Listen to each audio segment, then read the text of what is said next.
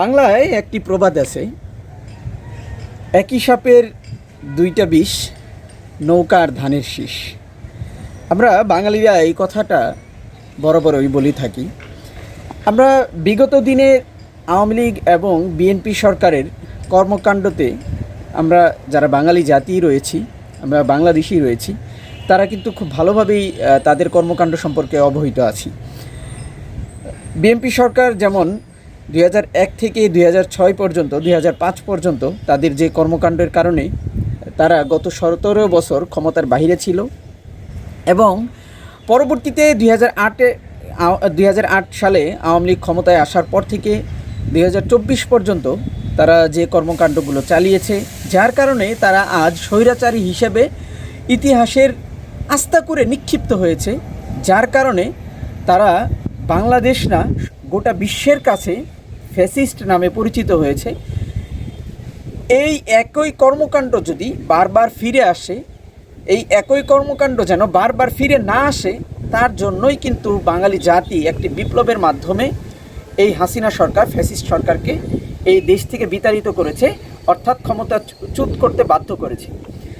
তো এর দ্বারা লাভটা কি হয়েছে? আসলে আমরা বাঙালি জাতি কি লাভ হয়েছে আমাদের, আমরা কি পেয়েছি? আমরা গত কয়েকদিন যাবৎ খেয়াল করতেছি, লক্ষ্য করতেছি যে বাংলাদেশে স্বৈরাচার সরকার চলে যাওয়ার পর থেকে এই ঘরবাড়ি দখল, এই ব্যবসা প্রতিষ্ঠান দখল, ওই ব্যবসা প্রতিষ্ঠান ভাঙচুর, ব্যবসা প্রতিষ্ঠানে অগ্নিসংযোগ থেকে শুরু করে বিভিন্ন লুটতরাজ কর্মকাণ্ডে আমরা লিপ্ত রয়েছি।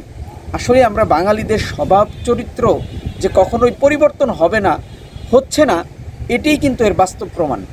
গত কয়েকদিন আগে গাজী গ্রুপের যে ভয়ানক অগ্নিকাণ্ড ঘটিয়েছে লুটতরাজ করার পরে, দেখেন, আপনারা দেখতে পেয়েছেন, সারা বিশ্ব দেখেছে। এটা কি আসলে আমাদের কাম্য? এর জন্যই কি আমরা আসলেই 24-এর যে স্বাধীনতাটা, 24-এর যে আন্দোলনটা, এর জন্যই কি হয়েছিল? আচ্ছা, আমি এখন মূল কথায় আসি। গতকাল রাতে আমরা গতকাল 2 দিন আগে আমাদের যে গভর্নর, বাংলাদেশ ব্যাংকের গভর্নর একটি ঘোষণা দিয়েছে, সেটি হচ্ছে এসএলএম গ্রুপের সম্পদ কেউ কিনবেন না। আমরা জানি বাংলাদেশের যে ইসলামিক যতগুলো ব্যাংক রয়েছে, বাংলাদেশের ব্যাংকিং খাতকে পুরোপুরি ধ্বংস করে, বাংলাদেশের ব্যাংকগুলোকে একদম ফুকুর করে এসএলএম গ্রুপ একদম বিদেশে পাড়ি দিয়েছে, টাকা সব পাচার করে নিয়ে গেছে। ইভেন তার যে বাংলাদেশের নাগরিকত্ব, সেটাও কিন্তু সে প্রত্যাহার করে নিয়েছে, বাতিল করে দিয়েছে। এই যে আমানতকারীদের আমানতের টাকা যেন তাদের কিছু না কিছু ফেরত দেওয়া যায়, এর উদ্যোগ হিসাবে গভর্নর কিন্তু একটি ঘোষণা দিয়েছে, আমাদের জাতির কাছে একটি আবদার রেখেছে যে এসএলএম গ্রুপের কোনো সম্পদ যেন আমরা কেউ না কিনি। এর পরিপ্রেক্ষিতে আমরা কি দেখতে পেলাম? গতকাল রাতে চট্টগ্রাম জেলা বিএনপির সিনিয়র যুগ্ম সম্পাদক এনামুল হক এনাম এবং দক্ষিণ কর্ণফুলী থানার বিএনপির যুগ্ম আহ্বায়ক এস এম মামুন মিয়া, এরা মিলে এসএলএম গ্রুপের 14টি বিলাসবহুল গাড়ি কিন্তু রাতারাতি সরিয়ে ফেলেছে।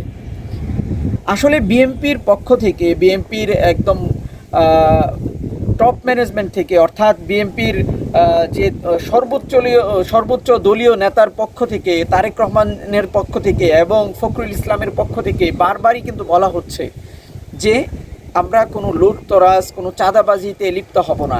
ইভেন কয়েকটা ঘটনাও দেখতে পেয়েছি যে বিএনপি তাদেরকে দল থেকে বহিষ্কার বা বিভিন্ন শাস্তিমূলক ব্যবস্থা করেছে, কিন্তু এর দ্বারা আসলে কি কতটুকু উপকৃত হচ্ছে, বা এটা কি আসলেই এই যে ছোট শাস্তি, এটা কি আসলে যথেষ্ট কিনা? আমার মনে হয় এখন বিএনপির উচিত দলের অভ্যন্তরীণ বিষয়গুলোতে খুব বেশি মনোযোগী হওয়া। না হলে আজকে আওয়ামী লীগের যে অবস্থা হয়েছে, ভবিষ্যতে বিএনপির কিন্তু একই অবস্থা হবে। বিএনপির এখনও সময় আছে তাদের দলকে গোছানো, দলের যে বিশৃঙ্খল অবস্থা সে থেকে বের হয়ে আসা এবং এই সমস্ত লুটতরাজ, চাঁদাবাজি থেকে বিরত থাকা। তারা যদি অতীত থেকে শিক্ষা না নেয়, ভবিষ্যতে তাদের অবস্থা আওয়ামী লীগের মতোই হবে। বন্ধুরা, ভালো থাকবেন। আজকের ভিডিও এই পর্যন্তই। সত্যবাদী পেজের সাথেই থাকবেন। আসসালামু আলাইকুম, আল্লাহ হাফেজ।